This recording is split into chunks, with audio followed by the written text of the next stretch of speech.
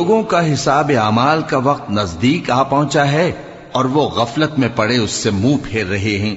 ان کے پاس کوئی نئی نصیحت ان کے پروردگار کی طرف سے نہیں آتی مگر وہ اسے کھیلتے ہوئے سنتے ہیں۔ ان کے دل غفلت میں پڑے ہوئے ہیں اور ظالم لوگ آپس میں چپکے باتیں کرتے ہیں کہ یہ شخص کچھ بھی نہیں مگر تمہارے جیسا آدمی ہے، تو تم آنکھوں دیکھے جادو کی لپیٹ میں کیوں آتے ہو؟